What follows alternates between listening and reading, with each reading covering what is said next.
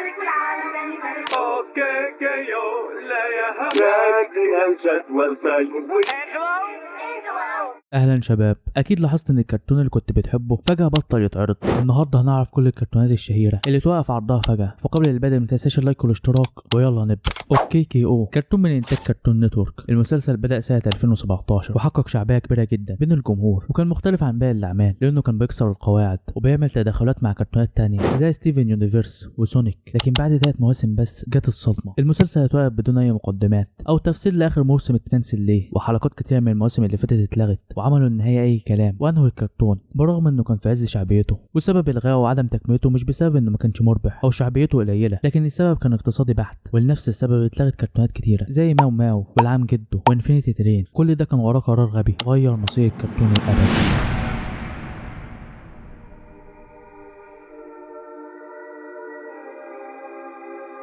وارنر بروس تعتبر هي الشركة المسيطرة على الكرتون لأن تحتها علامات كبيرة كرتون نتورك ودي سي وادلت سويم. في سنة 2018 جت شركة اسمها AT&T ودي شركة اتصالات أمريكية، معرفش ايه علاقتها بأم الكرتون. المهم جت قالت إنها تستحوذ على وارنر بروس، فما اكدبش عليك في عقد الاستحواذ ده كان يعتبر الكرتون في قمة نجاحه، لأن في الفترة دي شركة AT&T ضخت فلوس كتيرة جدا عشان يتم صناعة الكرتون بشكل كويس، واتعمل أعمال ضخمة وناجحة جدا زي كريج الجدول وأوكي كيو ووقت المغامرة الأراضي البعيدة، وكمان أطلقوا المنصة الشهيرة هوبو ماكس. ولكن برغم النجاحات دي كلها بدأت تحصل مشاكل. في أول سنتين في هوبو ماكس كانت الإدارة سيئة جدا وكانت المنصة بتفشل، لأن في الأساس شركة AT&T بتاع اتصالات ملهاش في الترفيه عموما، فما عرفوش يديروا المحتوى صح وصرفوا مبالغ كتيرة جدا وتراكم على وارنر بروس ديون هائلة، وبدأت الشركة تخسر لحد ما تيجي سنة 2022 ويحصل الحدث الكبير. بتقرر شركة AT&T تنفصل عن وارنر بروس بسبب الخسارة الهائلة اللي تعرضت لها، وبتروح شركة وارنر بروس تندمج مع شركة تانية اسمها ديسكفري، لكن الاندماج ده اتأخر شوية، فبسبب كده بدأوا يوفروا المال، وده من خلال حذف كرتونات وإيقاف إنتاجها. وراح ضحية لده كرتونات كتير زي انفينيتي ترين اللي اتلغى بعد الموسم الثالث على طول، وعمال بدأت تتحاش من هوبو ماكس زي العم جدو وكلارنس. وطلع مؤلف اوكي كيو بيقول ان محدش ينشر اشاعة ان هو اللي الغى الكرتون، لكن الامر جاء من كرتون نتورك نفسها وخلتهم ينهوه بشكل بدري، واتلغت حلقات كتيره، لكن في الاخر عملوا نهايه مناسبه ليه، وده كان سبب ايقاف كرتون اوكي كيو. خلينا نروح بقى لواحد من افضل كرتونات طفولتنا، يحيى انجلو. مش عارف مين اللي كان بيقول لي على انجلو اسم يحيى يا اسطى، انت ساقط عربي فروح راجع نفسك. المهم الكرتون فرنسي من انتاج شركه تيم 2،